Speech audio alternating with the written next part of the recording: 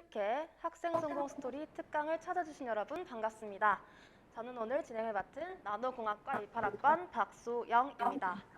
날씨가 많이 더워졌는데요. 시원한 학생 성공 스토리 특강 들으시면서 유익한 정보 많이 얻어가시길 바랍니다. 네, 그럼 여러분 우선 사전 안내부터 드리겠습니다.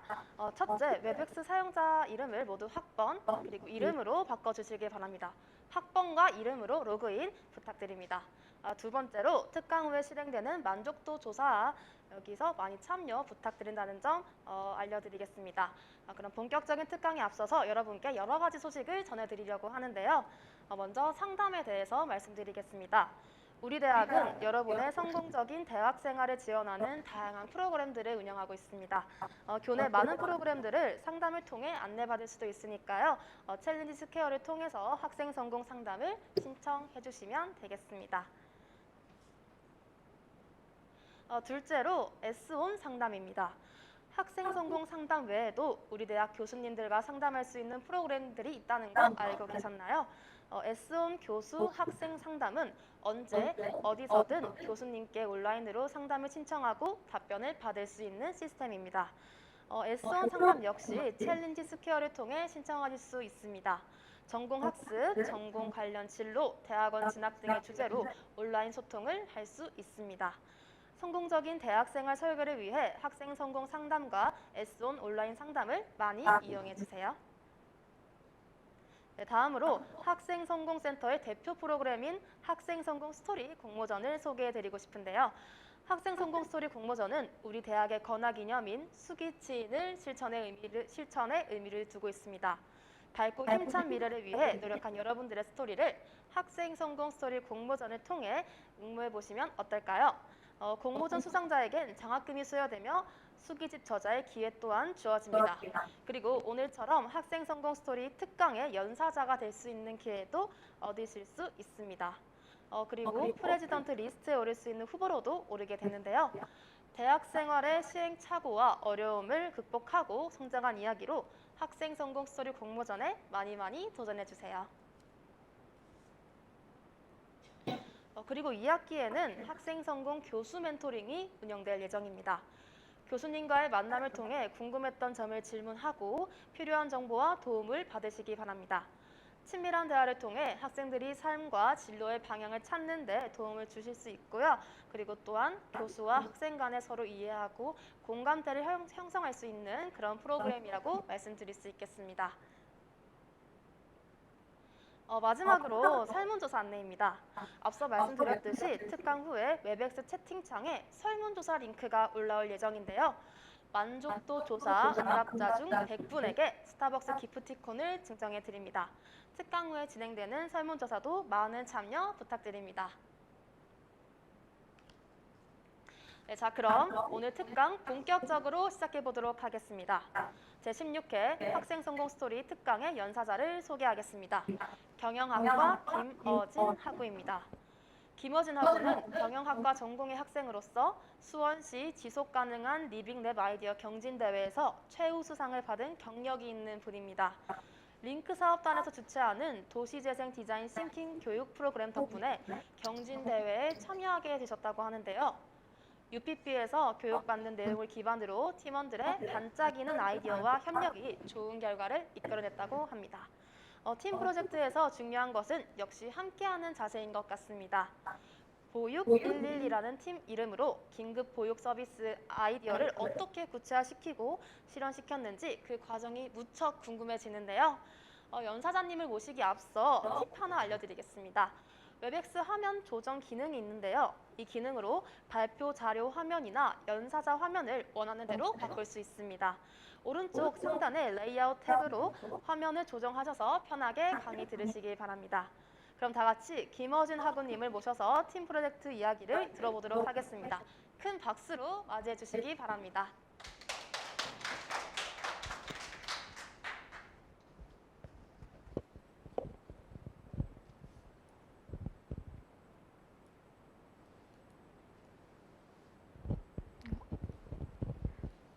안 넘어가는데.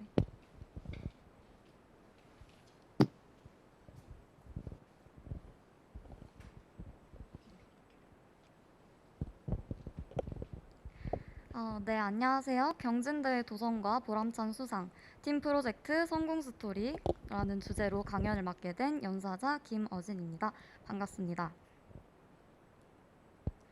우선 목차는 이렇게 세 가지로 구성을 해보았습니다.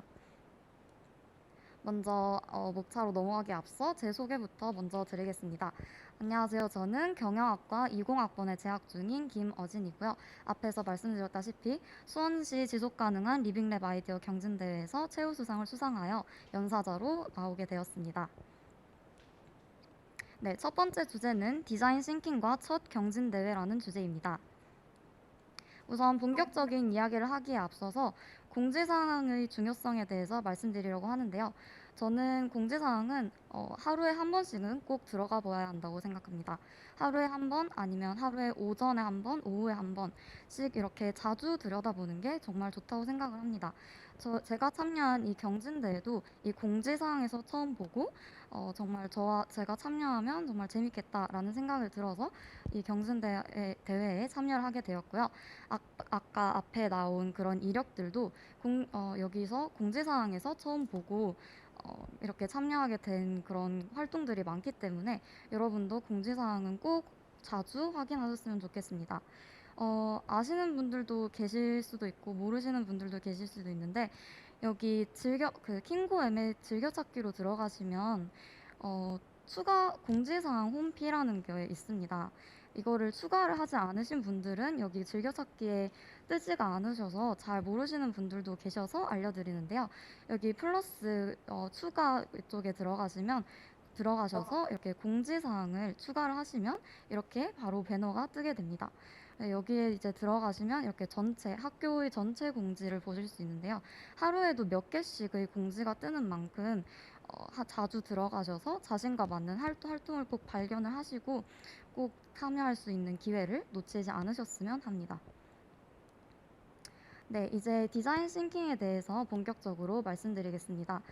저는 디자인 싱킹 교육 프로그램을 들으면서 이제 경진대회를 준비를 같이 했고, 여기서 이제 경진대회 아이디어를 따듬은 다음에 경진대회 이제 아이디어를 출품하는 식으로 대회를 진행했습니다.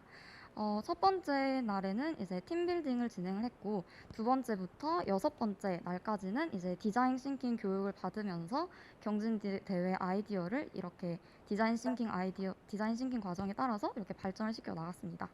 그리고 일곱 번째 날부터 이제 마지막까지는 계속 발표와 피드백을 거치면서 아이디어를 따듬는 시간을 가졌고요. 그 뒤에 이제 경진대회에 출전을 하게 되었습니다. 이제 본격적으로 디자인 싱킹에 대해서 말씀드리겠습니다.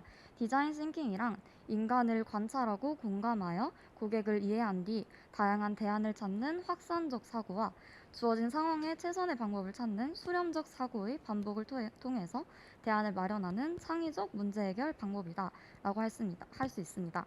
즉 요약을 하자면 인간을 관찰하고 공감한 다음에 다양한 대안을 찾고 주어진 상황에 맞는 대안을 찾아내는 그런 문제 해결 방법이다라고 할 수 있습니다. 이렇게 말씀드려선 잘 모르실 테니까요. 네, 과정에 대해서 한번 차근차근 말씀드리겠습니다. 먼저 첫 번째로는 공감하기가 있습니다. 공감하기란 우리 주변에 있는 문제점을 관찰을 하고 그 문제점을 겪고 있는 대상을 인터뷰한 다음에 그 문제점을 직접 경험해보는 그런 과정입니다.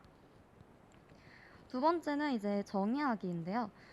이 문제점에 대해서 이렇게 조사를 한 다음에 이 문제점이 어떤 것인지 구체화를 하고 그리고 그 문제점을 겪고 있는 고객을 한번 정의를 해본 다음에 이 두 가지를 합쳐서 한 문장으로 정리하는 것이 바로 정의하기입니다. 세 번째는 이제 아이디어 내기인데요. 이때 필요한 것은 넓고 깊은 아이디어와 협업과 집단 지성입니다. 네 번째는 제작하기인데요. 무언가를 이렇게 구체적으로 자세하게 제작하는 것이 아니라 보기 쉽게 값싸고 빠르게 시각화하는 것이 여기서 중요한 포인트입니다. 그리고 마지막은 시험하기인데요. 이렇게 네 단계를 거쳐서 진행된 아이디어를 테스트하고 피드백하는 그런 마지막 단계입니다.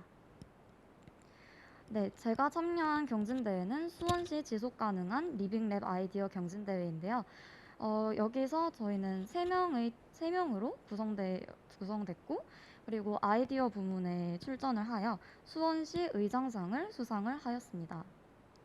여기 보시면 여기 21학번 분들, 새내기 분들이 되게 많으신데 이 과정, 제가 진행한 이 과정을 통해서 앞으로의 팀 프로젝트에 많은 도움이 되었으면 하는 바람입니다. 첫 번째는 공감하기, 즉 문제점을 처음 브레인스토밍을 해보았습니다. 저희는 제가 지방에 거주하는 관계로 대면으로 만날 수가 없어서 비대면으로 회의를 진행을 했는데요. 그때 추천드리는 앱이 바로 여기 오른쪽에 보이시는 빅캔버스입니다. 이 빅캔버스라는 앱은 구글 문서처럼 여러 명의 사람들이 이렇게 문서 작업을 할 수 있는 그런 앱인데요. 구글 문서보다 약간 다양한 이런 포스트잇 같은 이런 다양한 시각화할 수 있는 기능들이 많아서 정말 팀 프로젝트를 할 때 유용하게 사용했던 앱입니다. 문제점을 브레인스토밍 하면서 브레인스토밍이라는 것이 이제 회의를 거치지 않고 이제 각자가 떠오르는 대로 쭉쭉쭉 써내려가는 것이기 때문에 저희는 이렇게 포스트잇 하나마다 이렇게 아이디어를 써서 한 A4용지 2장 정도 나왔었던 것 같습니다.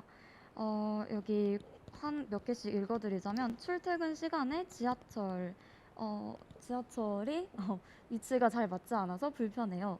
라든지 수원역 로데오 거리 등이 미관상으로 정리가 잘 안 되어 있는 것 같아요.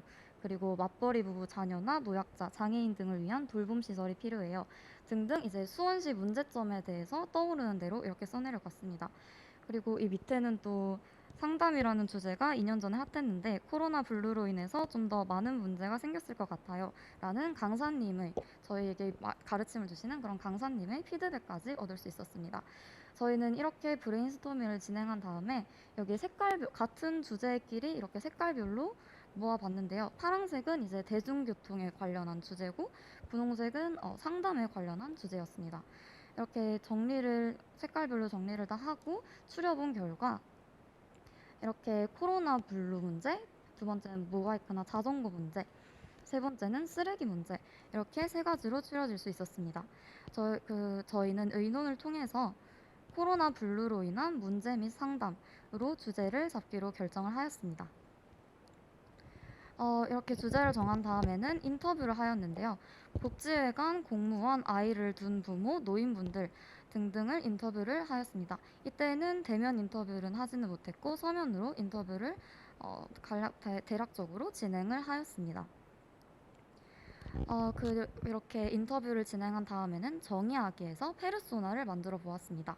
저는 3살 아이의 엄마를 인터뷰를 진행하였기 때문에 이렇게 페르소나를 만들었는데요.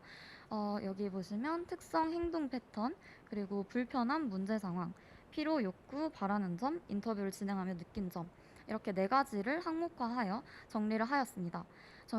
저는 이 페르소나 만드는 건 꼭 여러분들이 인터뷰를 진행하시게 되면 꼭 한번 해봤으면 좋겠는 게 여기 보시면 문제점을 이렇게 정리해 놓으면 이제 내가 여기서 이 문제점을 어떻게 아이디어로 구체화를 시켜야겠다라는 것이 정말 한눈에 딱 보이고요. 그리고 여기 욕구, 바라는 점 같은 경우에는 우리 서비스를 만약에 기획을 한다면 이 서비스에 어떤 것이 꼭 들어가야 되겠구나 라는 거를 한눈에 볼 수 있기 때문에 인터뷰를 진행한 다음에 이렇게 페르소나로 한번 정리를 해보는 것도 정말 좋은 방법인 것 같습니다. 그 다음에는 5Y 방법론으로 문제점을 구체화하였습니다. 처음에는 사회적 거리두기로 인해 사회활동이 제한된다 에서 시작을 했고요. 왜 사회활동이 제한될까? 만나면 코로나에 걸리기 때문이다. 그리고 못 만나면 사람들에게 안 좋은데 왜 안 좋은 것일까? 했을 때 우울하기 때문이다. 왜 우울할까? 사회적 거리두기 상황에서 사회적 연결이 단절되기 때문이다. 그래서 왜 사회적 연결이 단절되는 것일까? 라고 했을 때 아이들이나 노인분들 같은 경우에는 정보기술이 미숙해서 비대면 사회활동이 어렵기 때문이다. 라는 결론이 나올 수 있었고요. 그래서 어떻게 해야 사회적 거리두기 상황에서도 사회와 연결될 수 있을까라는 생각을 하게 되었습니다. 지금까지 해온 것들을 바탕으로 이제 한 문장으로 정의를 해보았는데요. 사회적 거리두기 상황에서 사회적 제약이 있는 계층은 현재 진행되는 비대면 활동으로는 한계가 있기 때문에 보다 더 사교적인 활동을 하고 싶어 한다. 어떻게 하면 이들의 친교 욕구를 채울 수 있을까? 라고 한 문장으로 정의를 해보았습니다. 그리고 이제 이 한 문장으로 정의한 것을 바탕으로 아이디어를 브레인스토밍 해보았습니다. 아까 문제점을 브레인스토밍 한 것처럼 이때도 빅캔버스를 이용하여 아이디어가 떠오르는 대로 계속 써내려갔습니다. 여기 보시면 몇 개를 읽어드리면 노인분들을 위한 릴레이 일기 쓰기가 있었고, 아이 맞춤형 영상교육 프로그램 제공, 대면의 성격을 늘릴 수 있는 교구나 장난감 배달 서비스, 그리고 저희가 구체화한 아이디어는 이제 지역사회 내 긴급 보육 서비스를 제공하자. 갑자기 아파서 병원을 가야 할 때나 한두 시간 볼일을 보러 가야 할 때 이런 서비스를 제공하자라는 아이디어였습니다. 이렇게 많은 아이디어가 나와서 저희는 이 보이시는 따봉 표시로 이게 먼저 투표를 해보았고요. 그리고 따봉 표시 중에서 하트를 많이 받은 아이디어를 선정하게 되었습니다. 이 긴급 보육 서비스를 제공하자라는 것이 이 아까 한 문장으로 정의한 그것과 잘 연결이 되지 않는다라고 생각하시는 분들도 계실 수 있는데요. 이 아이디어가 나오게 된 경위를 이렇게 말씀드리자면, 이 코로나 때문에 아이들이 이제 유치원이나 어린이집과 같이 보육시설에 많이 가지를 못한다는 그런 자료를 인터뷰를 통해 수집을 하였습니다. 그래서 가지 못하기 때문에 아이의 케어를 이제 부모님께서 집에서 하셔야 되는데, 이 부모님께서 이제 긴급하게 무슨 볼일이 생겼을 경우 이 아이를 맡길 곳이 마땅치 않다라는 그런 문제점을 발견하게 되었습니다. 그래서 앞에서 정의한 한 문장과 이 아이디어가 굳이 막 구체적으로 연결이 되지 않아도 되고요. 정말 떠오르는 그대로 쓴 것이기 때문에 이런 아이디어가 나와서 이렇게 좀 더 구체적이고 좋은 아이디어로 발전시킬 수 있습니다. 그리고 이러한 아이디어를 나오기 위해서는 이제 앞에 인터뷰나 이런 문제점을 찾는 과정이 매우 중요합니다. 그리고 이 아이디어의 실현 가능성을 확인을 하였는데요. 아이디어가 긴급 보육 서비스 어플리케이션이라는 아이디어의 실현 가능성을 확인해 보았습니다. 그래서 어떤 서비스를 제공할 수 있을까 등등 질문을 해보았고요. 그리고 공급자 유인 방법이나 공급자 신뢰도 문제에 대해서 제안을 해보았고, 그리고 이 제안을 토대로 저희가 해야 할 제안한 서비스들을 UI로 구현하기 등등 투두 리스트를 적었고요. 그리고 마지막으로는 공유할 정보까지 이렇게 실현 가능성을 한번 확인을 하였습니다. 저희는 이것을 토대로 이 아이디어가 실현 가능하다라고 판단을 해서 그대로 진행하게 되었습니다. 그리고 이제 아이디어를 점점 구체화시켜서 이렇게 시각화 자료를 만들었는데요. 여기 보시면 서비스 컨셉 스케치라고 대략적인 이런 시각화 자료를 한번 만들었고요. 그리고 필요한 핵심 기술, 사용자 행동 특성, 서비스 터치 포인트, 기대 효과까지 이렇게 한눈에 볼 수 있도록 정리를 했습니다. 아까 말씀드린 페르소나 만드는 것과 이 시각화 자료를 만드는 것은 팀 프로젝트를 진행하면서 한 번쯤은 꼭 해보셨으면 좋겠습니다. 이렇게 정리를 해놓으면 이제 아이디어를 구체화시키기도 편하고 무슨 아이디어를 냈는지도 한눈에 볼 수 있고, 나중에 문제점이 발생했을 때도 이제 바로바로 수정이 가능하고요. 그리고 피드백 받기도 수월하기 때문에 이 시각화 자료를 만드는 것은 이제 한 번쯤은 해보시고 넘어갔으면 좋겠습니다. 그 다음에는 이제 제작하기 단계인데요. 이제 브랜딩을 해보았습니다. 브랜딩이란 이제 저희 서비스의 이런 전체적인 색깔, 그러니까 대표적인 색깔을 하나 정하는 것이고, 그리고 로고를 어떻게 만들지 정하는 것이었는데요. 이것을 정하기 위해서 저희가 생각하는 서비스 특징은 무엇인지, 그리고 전달하고 싶은 이미지는 무엇인지 마인드맵으로 한번 그려보았습니다. 저희가 이렇게 마인드맵을 해본 결과 이제 저희의 서비스의 특징은 보육 중에서 신뢰를 바탕으로 한 보육이고, 전달하고 싶은 이미지는 믿음, 이런 체계적이고 그리고 매뉴얼화 되어 있는 이런 믿음을 고객들에게 전달하는 것이 중요하다라고 생각을 했습니다. 그래서 결론적으로는 이제 신뢰와 믿음을 바탕으로 그 아이들과 부모들에게 희망을 주는 그런 서비스가 되고 싶다라는 결론을 내려서 저희는 희망과 이런 빠듯함 그리고 활발을 상징하는 노란색을 저희의 프로 아이디어 컬러로 선정을 하게 되었고, 로고 같은 경우는 긴급 보육 서비스이기 때문에 긴급을 강조하기 위해서 빨간색을 로고에 넣기로 결정을 하였습니다. 마지막으로는 UI를 제작을 하였습니다. 이게 실제로 제작한 UI인데요. 다 보여드리기 힘들고, 여기 긴급 보육 서비스 예약하기를 누르면 여기 하시겠습니까가 뜨고, 이제 약관 동의가 뜨고, 이 약관에 동의를 한 다음에 확인을 누르면 이제 매칭이 완료되는 그런 서비스입니다. 네, 더 있지만 시간 관계상 여기까지만 보여드리도록 하겠습니다. 이제 마지막으로 저희 긴급 보육 서비스 보육 112에 대해서 간단하게만 설명을 해드리겠습니다. 저희는 사용자와 공급자 간 매칭 플랫폼 서비스를 제안하였습니다.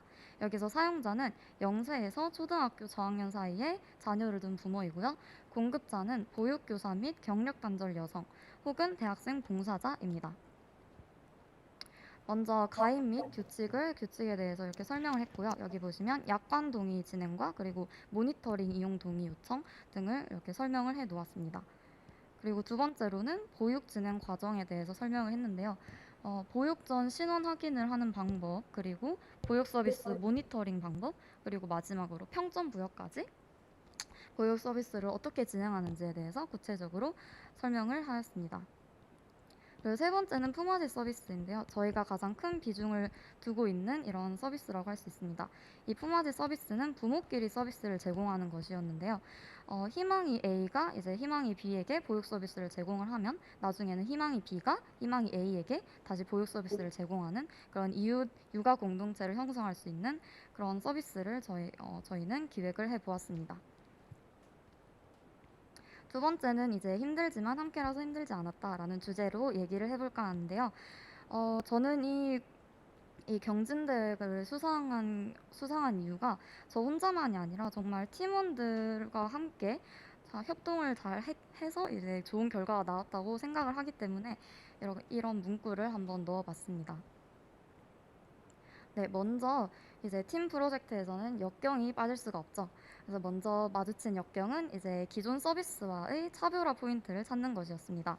저희가 우선 긴급 보육 서비스라는 아이디어를 내고 자료 조사를 하면서 이제 아이돌홈 서비스와 째까악어라는 서비스가 기존에 존재한다는 것을 발견을 했습니다. 그래서 이제 저희는 고민에 빠졌는데요. 다른 아이디어로 변경을 할지 아니면은 저 차별화된 포인트를 찾아서 다른 방향으로 아이디어를 구체화시킬지 고민을 했었습니다. 저희는 의논한 결과 차별화 포인트를 찾을 수 있었고요. 첫 번째는 안전 문제를 해결할 수 있다는 것, 그리고 두 번째는 위급한 상황에 기존 보육 서비스는 위급한 상황에는 맡길 수 없었기 때문에 저희는 이제 위급한 상황에 맡길 수 있다는 점, 세 번째는 경력 단절 여성의 연륜을 이용 가능하다는 점, 네 번째는 별점과 리뷰 제도를 추가할 수 있다는 점, 그리고 다섯 번째는 여기 적혀 있지 않지만 아까 말씀드린 저희가 가장 크게 생각했던 차별점으로 생각했던 품앗이 서비스를 생각할 수 있었기 때문에 저희는 계속 이 아이디어를 구체화시킬 수 있었습니다.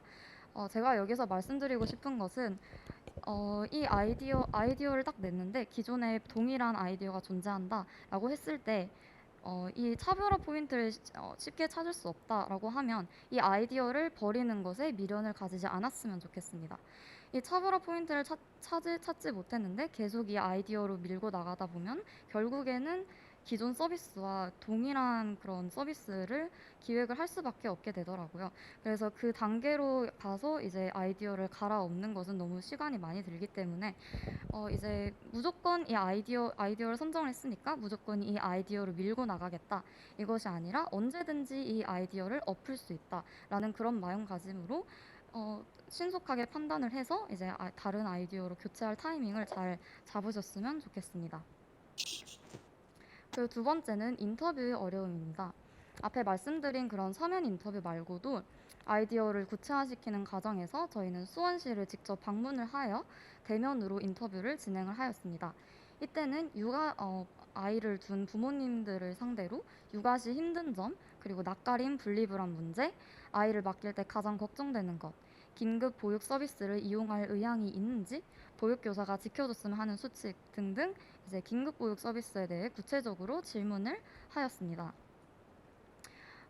여기서 인터뷰 어려움이 정말 많죠. 여러분들도 인터뷰를 하신 분들이 계신다면 아실 텐데, 정말 10명에게 인터뷰를 요청하면 거의 8명은 거절을 하십니다. 정말 저희의 인터뷰 스토리를 한번 말씀드리자면, 저희는 수원시 이제 박물관에 갔어요. 박물관에 이제 아이들과 부모들이 많이 놀러 올 것이다라고 해서 박물관에 가서, 정말 첫 번째는 운이 좋게도 이제 성공을 해서 이제 한 분께 성공을 해서 인터뷰를 받았고, 그런데 이제 비가 와서 실외는 안 되고 실내로 가야겠다라고 해서 이마트로 갔습니다. 이마트로 갔는데 푸드코트 같은 곳에 어떤 부모님께 인터뷰를 요청을 드려서 인터뷰를 이렇게 하고 있었는데, 푸드코트에 있던 그 직원분께서 자신의 손님인데 왜 자기에게는 왜 허락을 받지 않고 마음대로 인터뷰를 하시냐라고 컴플레인을 거셔서 이제 인터뷰를 거절당했고, 그래서 저희는 이마트는 이제 직원분들께 이제 예의가 아닌 것 같다 해서 비도 그쳐서 이제 야외로 다시 나오게 되었습니다. 이제 야외로 나와서 어디를 가면 이제 아이들과 부모들이 많을까라고 생각했을 때, 이제 수원의 광교 호수공원이라고, 거기엔 이제 아이들과 부모님들이 많이 놀러 나왔을 것이다라고 해서 그쪽으로 갔습니다. 확실히 거기는 아이들과 부모님들이 많이 놀러 나오셨는데, 문제점은 이제 아이들이 뛰어노니까 이제 부모님들이 아이들을 케어를 하셔야 돼서 이제 인터뷰를 전혀 응할 수 있는 상황이 아니었습니다. 그래서 저희는 정말 호수에 가서 처음에는 정말 계속 거절을 당했었어요. 그래서 저희 사기도 떨어지고 이러던 차에, 그래도 여기까지 왔으니까 약간 호수공원에 놀러 온 느낌으로, 산책한 느낌으로 그래도 밝게 끝까지 웃으면서 잘 해보자라고 하고 이제 앉아서 사담도 좀 나오면서 이제 사기를 충전을 하였습니다. 그리고 이제 인터뷰를 하다 보면은 요즘 신천지나 이런 이상한 설문조사 같은 것이 많아서 정말 이상한 눈초리로 쳐다보는 분들이 계세요. 그래서 저희는 정말 그것을 사전에 방지하고자 이제 3명의 학생증을 일일이 다 보여드리면서, 저희는 이런 학교에 다니고 있고 이런 학생들이다라고 하고, 그리고 저희가 나가는 그 수원시 경진대회 포스터를 출력을 해서 이거 보여드리면서, 저희는 이 대회에 출전을 하고 있고, 저희가 또 정리한 PPT, 긴급보육 서비스의 PPT 정리한 것을 또 보여드리면서 이러이러한 서비스를 저희가 기획하려고 한다까지 이렇게 설명을 드렸었습니다. 그리고 인터뷰에서 가장 중요한 점은 정말 친절함인데요. 친절함과 웃는 얼굴인 것 같습니다. 저희는 계속 친절함과 웃는 얼굴을 유지하려고 노력을 했고, 아이들에게 항상 먼저 인사하고 안녕 이렇게 인사를 하면서 먼저 다가가고, 부모님들께도 부모님들 아이들이 정말 예쁘시네요 뭐 이렇게 먼저 이렇게 친절하게 웃는 얼굴로 다가갔습니다. 그래서 저희는 그 광교 호수공원에서 그래도 마지막에 3명의 부모님들께 인터뷰를 할 수 있어서 정말 그래도 성공적이고 재밌는 인터뷰였다라고 할 수 있겠습니다. 네, 그리고 다음은 여러 번의 PPT 수정입니다. 여기 보시면 합본 수정, 수정본, 합본 이렇게 많은데, 이것도 정말 제가 일부만 가져온 거고요. 오랜만에 들어가 보니까 정말 많은 수정본이 존재를 하더라고요. 네, 저희는 이제 디자인 싱킹 교육 프로그램을 진행을 하면서 이제 경진대회도 준비를 같이 했는데, 이제 그 안에서 이제 여러 개의 팀들과 함께 발표를 진행을 하고, 거기서 이제 서로 이제 피드백을 주고받는 시간을 여러 번 가졌었습니다. 그러다 보니까 처음에 만들었던 PPT에다가 계속 수정을 해서 계속 수정을 하다 보니까 이제 누락되는 그런 내용들이 어쩔 수 없이 생기게 됩니다. 그래서 저희는 이렇게 발표를 할 때, 저희는 발표하는 사람이고 저희는 서비스를 기획하니까 저희 머릿속에는 모든 내용이 다 기억되어 있죠. 그래서 발표하는 사람은 모든 내용을 알고 말을 하는데, 이제 듣는 사람은 이제 PPT에도 적혀 있지 않고, 이제 발표하는 사람이 자세히 얘기를 해주지 않으니까 듣는 사람은 이게 무슨 말이지라고 이렇게 의아해하게 되는 겁니다. 그래서 저희에게 계속 발표를 진행하는 동안 계속 동일한 피드백이 많이 들어왔습니다. 그래서 저희는 이 문제점의 심각성을 인지를 하고, 발표를 한 그날에 이제 카페에 바로 모여서 PPT를 아예 처음부터 다시 만들었습니다. 그래서 중요한 피드백을 바탕으로 중요한 빠지지 않아야 할 내용, 그러니까 중요한 내용은 무엇인지, 그리고 우리의 저번 PPT에 빠졌던 내용이 무엇인지, 그래서 꼭 들어가야 할 내용이 무엇인지 이게 따져서 정말 그 PPT를 손으로 이렇게 처음부터 끝까지 구성을 다시 한번 쫙 했습니다. 그래서 여러분들도 공모전, 경진대회나 이런 팀 프로젝트를 하기 전에 최종 결과물을 제출하기 전에는 한번 손으로 이게 자기 빠진 내용이 없는지 다시 한번 정리하는 게 정말 중요할 것 같습니다. 이게 PPT를 계속 수정하다 보면은 내가 무슨 내용을 넣었고, PPT를 제대로 정리가 잘 되어 있는지 이제 팀원들은 모르기 때문에 처음부터 한번 다시 다듬는 그런 재정비 시간을 가지는 것도 필요할 것 같습니다. 그리고 마지막으로는 또 이제 팀 프로젝트인 만큼 의견 충돌이 안 일어날 수가 없는데요.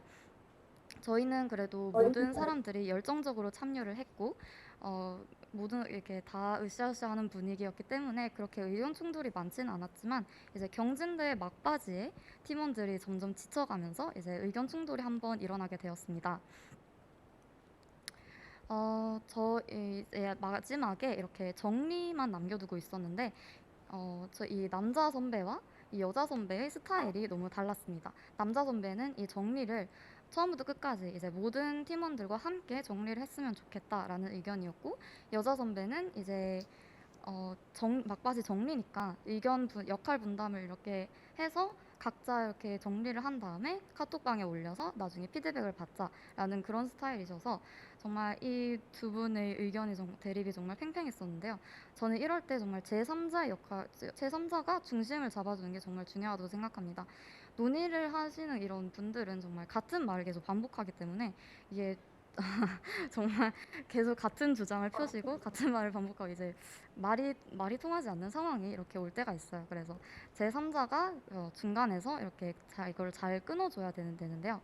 그래서 저는 이 남자 선배의 의견과 여자 선배의 의견을 듣고 어떤 부분은 이제 같이 전체적으로 정리하는 게 좋겠다라고 의견을 제시했고, 이제 여자 선배의 의견을 듣고는 이제 어떤 부분은 이제 우리가 다 각자 정리를 해서 카톡방에 올려서 피드백을 받는 게 좋겠다라고 이렇게 타협점을 제시를 했고, 그래서 저희는 이제 합의를 잘 보고 의견 충돌을 무사히 넘길 수 있었습니다.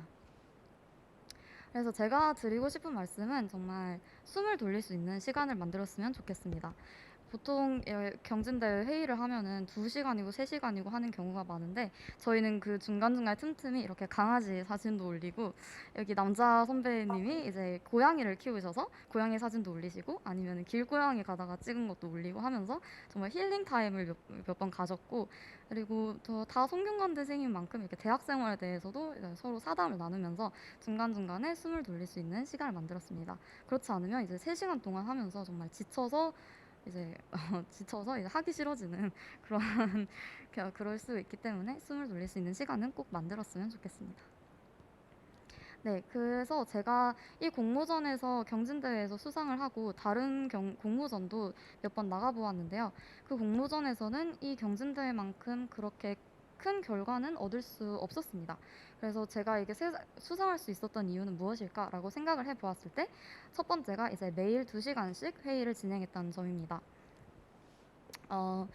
다른 팀 프로젝트를 하면은 보통 카톡 회의를 주로 하죠. 그래서 카톡 회의 한 날짜를 이렇게 정해놓고 한 이틀에 3일에 한 번씩 뭐 이렇게 날짜를 정해놓고 카톡 회의를 하고 그리고 의견 역할 분담을 한 다음에 자기가 그거를 수행을 해서 카톡방에 올려서 피드백을 받는 방식인데, 그렇게 되면 문제점이 정말 열성적으로 참여하지 않은 사람들이 많습니다. 여러분도 일십 많이 당해보셨을 텐데 정말 일십은 기본이고 안일십도 기본이고요. 그리고 이렇게 되면 피드백도 정말 잘 주고받으시지 않는, 이렇게 의사소통이 안 되는 그런 비효율적인 회의가 진행이 됩니다. 그래서 저희는 매일 평균적으로 2시간씩, 그리고 대면으로 만날 수 있는 상황이 아니었기 때문에 화상회의를 진행했습니다. 평균 2시간이고요. 정말 오래 하면 4시간 한 적도 있고요. 12시부터 오후 4시, 5시까지 한 적도 있습니다.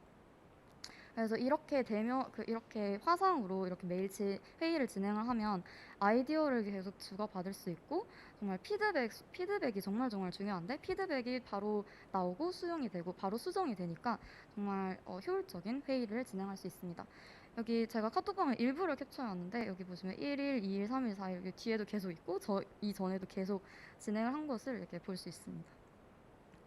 그리고 두 번째로는 제가 이제 팀 프로젝트에서 가장 중요한 것이 뭡니까? 라고 저한테 질문이 들어왔을 때 저는 무조건 역할 분담이라고 생각을 합니다. 이 체계적으로 역할 분담하는 것이 정말 중요한데요. 그런데 이 체계적인 역할 분담이 생각보다 잘 이렇게 효과적으로 이루어지지 않습니다.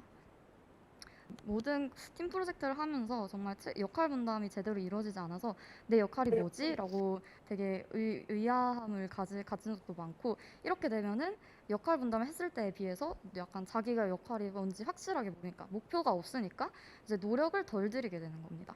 그래서 체계적으로 역할 분담을 하면 이제 또 효율, 시간적인 효율도 있고 그리고 다 같이 이렇게 열정적으로 하는 분위기가 형성되기 때문에 정말 체계적인 역할 분담은 팀 프로젝트에서 정말로 중요하다고 할 수 있습니다. 제가 대구에 거주를 하고 있었고 다른 두 선배분들은 이제 수도권에 거주를 하고 있어서 이렇게 UI 제작이나 이런 발표 같은 부분은 이 두 분이 만나서 해결을 하셨고 저는 이 두 분이 만나는 동안 자료 조사나 그리고 정리 무슨 뭐 PPT를 일부분을 만들거나 그리고 두 분께서 만든 UI를 저는 수정을 하거나 이렇게 체계적으로 역할 분담이 이루어져서 정말 비대면이지만 시간을 효율적으로 잘 써서 쓴 팀 프로젝트가 되었습니다. 그리고 세 번째는 여러 번의 피드백입니다. 피드백은 정말 자주 많이 할수록 정말 그 아이디어의 질이 정말 좋아지는데요. 저희는 이제 그 디자인 싱킹 이 과정을 다 거치고 나서부터는 계속 피드백을 해서 아이디어를 다듬어 나갔습니다. 그리고 아까 말씀드렸다시피 저희는 그 디자인 싱킹 교육 프로그램 내에서 여러 팀들과 이렇게 발표를 하고 피드백을 주고받는 시간을 가졌다고 했는데요. 그때 쓴 방법이 이제 포스트잇입니다.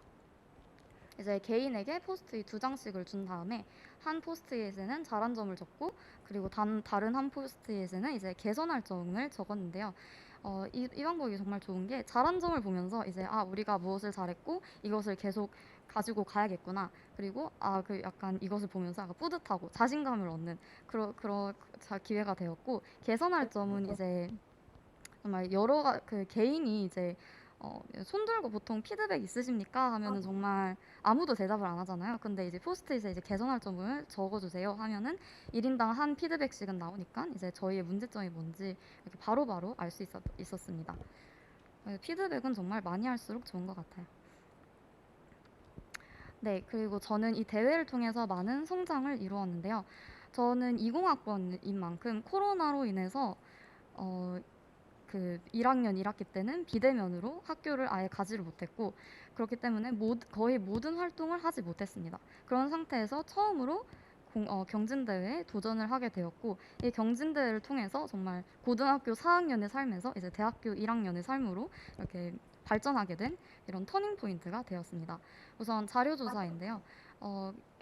고등학교 팀 프로젝트와 대학교의 팀 프로젝트가 다르다는 점을 정말 잘 느꼈고 그리고 자료조사 같은 경우는 이제 어떻게 자료 조사를 해야 되는지 그리고 자료 정리는 어떻게 해야 이렇게 시각화가 잘 되게 자료 정리를 할 수 있는지 배울 수 있었고 그리고 의사소통 같은 경우에는 약간 아이디어를 내는 것에 대해서 되게 막연한 두려움이 있었어요. 그 아이디어는 무조건 뭔가 창의적인 것을 내야 된다 이런 것이 있었는데 여기서 이제 브레인스토밍을 갖추면서 생각나는 아이디어를 쭉쭉 적어나가면서 이제 아이디어를 쉽게 던지듯이 낼 수 있는 그런 기회가 되었고요.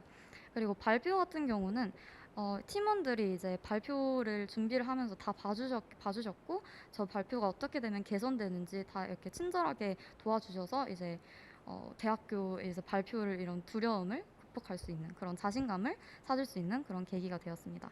그리고 가장 큰 것은 이제 마인드인데요. 정말 포기하지 않고 열심히 노력하면 좋은 결과가 따라온다라는 그런 깨달음을 얻었고 포기하지 않는 그런 정신을 이제 경진대회를 통해서 이제 얻을 수 있었습니다. 네, 세 번째는 이제 열정을 가지고 도전하라라고 여러분들께 말씀드리고 싶은데요. 저는 대학 생활은 도전의 연속이라고 생각합니다. 학교를 가지도 않았고 아무런 활동을 하지도 않았던 제가 이제 경진대회를 통해서 큰 변화를 이룬 만큼 여러분도 이렇게 경진대회에 도전을 한번 해보셨으면 좋겠습니다. 경진대회라고 하면은 뭔가 기술적으로 이렇게 기술적으로 잘 알고 뭔가 전문적인 지식이 있는 사람이 도전을 하는 것이라는 약간 막연한 생각을, 이런 두려움을 가지고 있는 분이 계신데요. 전혀 그런 것이 아니라 열정을 가지고 도전을 하면 정말 좋은 결과를 얻을 수 있기 때문에 여러분들도 정말 열정 하나만을 가지고 한번 경진대회에 도전을 해보셨으면 좋겠습니다. 그리고 마지막으로 저희 대학 생활의 목표와 포부에 대해서 잠깐 얘기를 해드리겠는데요. 저는 우선 배움과 발전이 있는 삶, 그리고 그 배움을 통해서 성취감과 즐거움을 느낄 수 있는 삶, 그리고 사회에 도움과 보탬이 되는 삶을 목표로 인생을 살아가고자 합니다.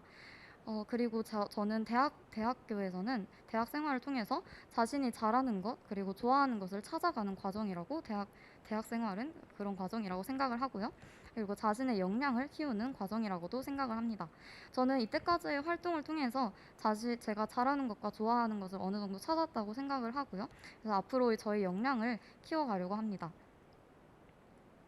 여기 자신의 꿈을 스토리텔링 하자라는 말처럼 자신의 진로를 향해서 무작정 이런 자격증을 따고 어떤 무작정 활동을 하는 것이 아니라, 이 재학 중에 이런 2학년, 3학년, 4학년은 뭐 할지, 어떤 것을 할지 이렇게 체계적으로 진로를 분석을 하고 계획을 짜서 이렇게 자신의 꿈을 이렇게 스토리텔링 할 수 있는 그런 방식으로 이렇게 활동을 하는 것이 좋다고 생각합니다. 그래서 제 꿈을 살짝 말씀드리자면, 저는 이제 마케터, 스포츠 마케터 쪽이 이제 저의 관심사인데, 이 진로에 대해서 심층적으로 탐구를 해서 앞으로의 제 꿈을 스토리텔링 해 나갈 계획입니다.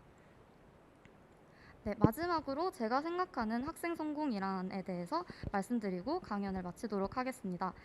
제가 생각하는 학생 성공은 성과라고 생각합니다. 이 성과가 정말 상장이나 뭐 상금 이런 성과가 아니고, 무슨 활동을 통해서 자신이 배운 것이 있다면, 조금이라도 자신이 배운 것이 있다면 그것이 바로 학생 성공이라고 생각합니다. 오히려 상금은 받았는데 자신이 이것을 통해서 배운 게 없다라고 하면은 그것은 오히려 학생 성공이 아니라고 생각합니다. 네, 여러분도 이제 많은 도전을 통해서 학생 성공을 이루셨으면 좋겠습니다. 네, 여기까지 강연을 마치도록 하겠습니다. 감사합니다.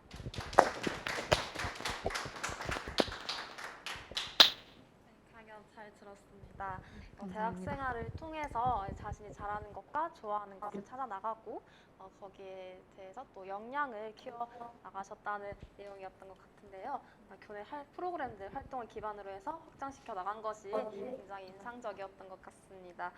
그러면 지금부터 연사님과 Q&A 시간을 갖도록 할 건데요. 질문을 채팅창에 올려주시면 제가 읽고 연사님께 질문 드리도록 하겠습니다. 그러면 채팅창에 질문을 올려주시는 동안 잠깐 링크 사업단 프로그램 소개를 먼저 드리겠습니다. 김어진 학우님께서 참여하셨던 교내 프로그램은 링크 사업단에서 주최한 도시재생 디자인 싱킹 교육 프로그램 얼반 프로그램 프로젝트 UPP인데요. 지역사회 문제를 찾고 해결하는 과정을 탐색하는 교육입니다. 그런데 아쉽게도 지금은 신청 기간이 끝났습니다. 그렇지만 우리 성대생들을 위해 링크 사업단에서 오늘 진행하는 다른 프로그램을 소개해드리고 싶습니다. 바로 2021 수원시 그린 뉴딜 리빙랩 아이디어 경진대회입니다. 6월 13일까지 접수이며 7월 30일까지 개인 및 팀별 프로젝트 활동을 하여서 7월 30일에 작품을 최종 제출하게 되는 과정인데요. 주제는 재활용품 분리 배출, 쓰레기 무단 투기 방지 등의 환경 개선을 위한 활동이나 캠페인 등에 대해서 아이디어를 내는 것이라고 합니다. 우리 성대 학우분들 모두 관심을 가지시고 참여하셨으면 좋겠습니다. 프로젝트 활동을 통해서 환경에 더욱 관심을 가지고 실천하게 된다면 우리의 미래가 더 밝아질 것 같습니다. 관심 있으시면 학교 공지사항을 참조하시면 좋을 것 같습니다. 그리고 링크 사업단은 그 외에도 현장 실습 프로그램, 캡스톤 디자인 프로그램 등을 운영 지원하고 있으며 창업교육센터와 비스쿨 교육도 있으니까요. 관심 있는 학우 여러분의 적극적인 참여 부탁드리겠습니다. 링크 사업단 홈페이지에 들어가시면 많은 정보를 얻으실 수 있을 것 같습니다. 그럼 다시 Q&A로 돌아와서 지금 질문을 주셨는데요. 우선 성공 스토리를 들을 때 잘한 부분만 많이 들어왔었는데 솔직하게 그동안의 역경을 나눠주셔서 감사했다는 말씀이 있습니다. 그런데 한 가지 궁금한 점은 선배님들과 함께 공모전을 진행하셨는데 선배들이 제시한 부분에 대해서 피드백을 주거나 수정하게 되면 서로 미묘하게 마음이 상하는 일이 발생할 것 같은데 그럴 때 어진님만의 마음 상하지 않게 피드백을 주고받는 비결이 있다면 알려달라고 하시네요. 아무래도 선배님이다 보니까 조금 더 피드백을 드리기에 좀 어려움이 있었을 것 같은데요. 어떤 비결이 있을까요? 어, 피드백을 주고받다 보면은 정말 마음이 상하는 부분도 있긴 한데요. 그런데 피드백을 이제 제시를 받게 되면은 확실히 자기도 그 피드백이 왜 왔는지 조금만 생각해 보면은 깨달을 수가 있어요.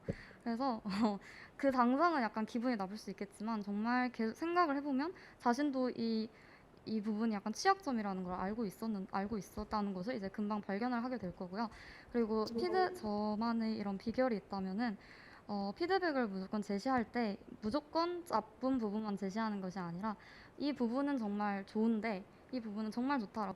잘한 부분에 대해서는 먼저 칭찬을 막 한 다음에 그런데 이 부분은 잘못됐어요가 아니라 이 부분은 이렇게 하는 게 어떨까요? 라고 제시를 하고요. 그리고 피드백이라는 게 무조건 제시를 한다고 해서 받아들여져야 된다고 생각은 하지 않습니다. 이제 피드백을 제시하고 의견을 이렇게 나누면서 조율해 나가는 과정이기 때문에 피드백을 제시해도 이렇게 받아들여지지 않는다고 해도 너무 실망하거나 그럴 필요는 없다고 생각합니다. 그렇군요. 그렇게 선배님께 또 다른 친구분들께도 후배한테도 그렇게 피드백을 주면 좋을 것 같습니다. 그리고 박유나님께서 경진대회에서 팀 구성을 할 때 친구와 함께 대회에 나갈 때 그리고 선후배와 함께 대회에 나갈 때 어떤 장단점이 있는지 질문 주셨는데요. 저 여기 보태서 저도 궁금한 게 방금 좋은 팀원분들과 함께해서 네. 또 좋은 결과가 있었잖아요. 네. 그럼 이런 훌륭한 팀원들은 어떻게 또 만나셨는지 아하. 그것도 궁금하거든요. 그래서 여쭤보고 싶습니다. 우선 친구와 함께 대회에 나가면 단점은 너무 편하다는 점입니다. 네, 일단 친구고 이제 서로 잘 알기 때문에 내가 이것을 조금만 못해도 친구가 좀 더 해결해 줄 거야라는 그런 좀 마음속에서 조금 편한 느낌이 있어요. 그래서 친구랑 나가면 조금 해이해질 수 있다라는 점이 단점일 수 있고 선후배와 함께 나가면 일단 선배가 계시면은 일단 많은 도움을 받을 수가 있습니다. 제가 그때 20학번이고 아무것도 몰랐을 때여서 두 분의 선배님께서 저를 많이 도와주셨는데 확실히 여기서 도움을 많이 받고 약간 성장할 수 있는 그런 시간이 되었습니다.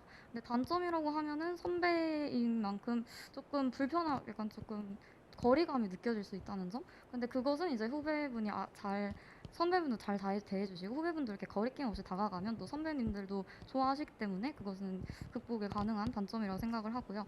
아까 말씀드렸던 그 팀원들은 어떻게 만나냐면 저희가 그 디자인 싱킹 교육 프로그램 첫 시간에 이제 팀 빌딩을 하는데 이제 엑셀 파일이었나요? 거기에 이제 아이디어를 적으면 어떤 분이 이제 아이디어를 적으면은 그 아이디어가 마음에 든다 하면은 그 옆에 이제 이름을 쓰는 방식이었습니다.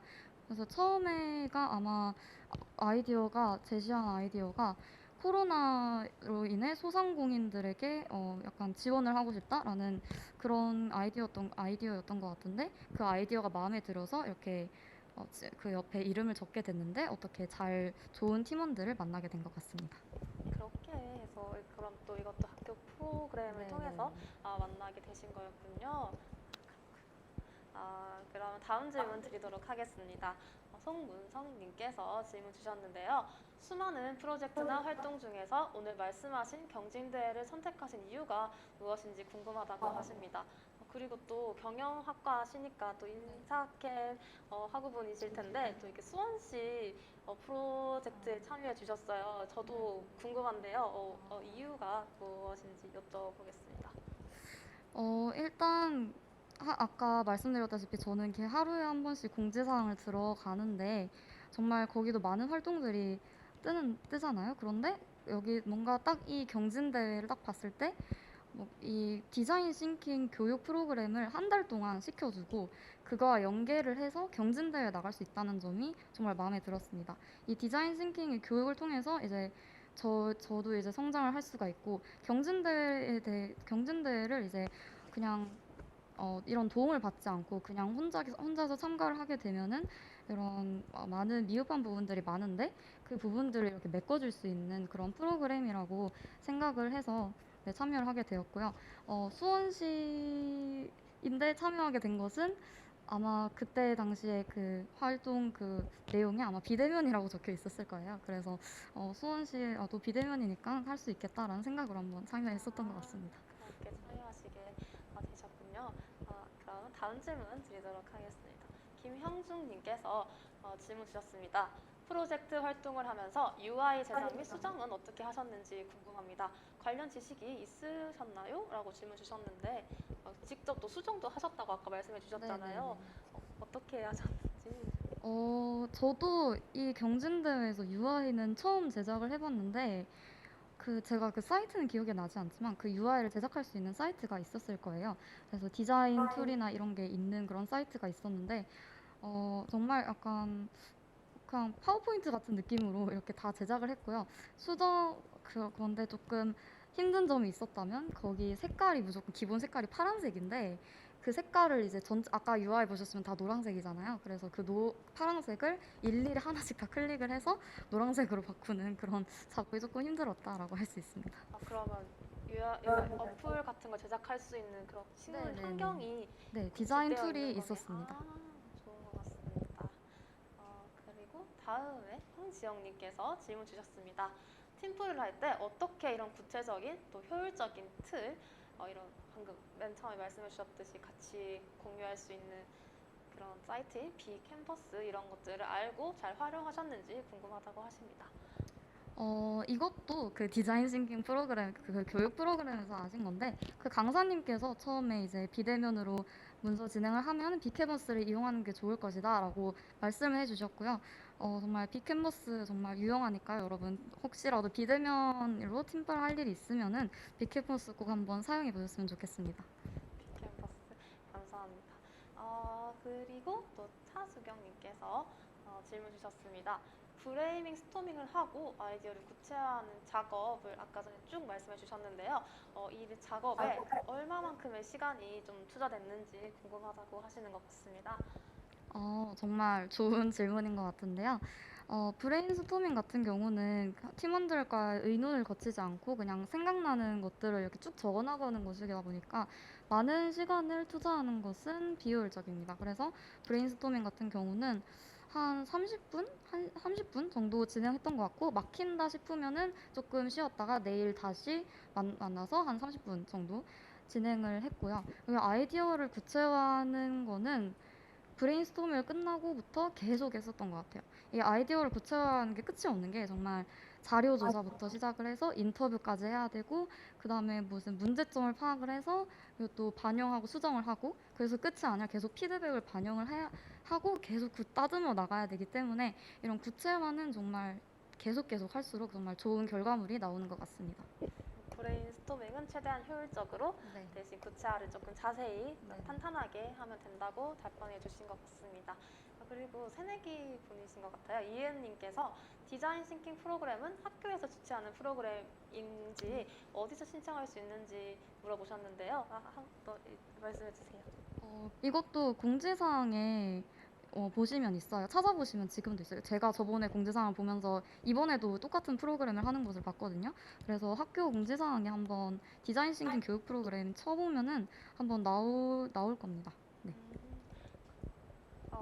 그러면 이렇게 여러 가지 공지사항을 확인하시면서 여러 가지 도전을 하셨다고 하셨는데 그럼 혹시 이제 종강하시고 방학하셨잖아요.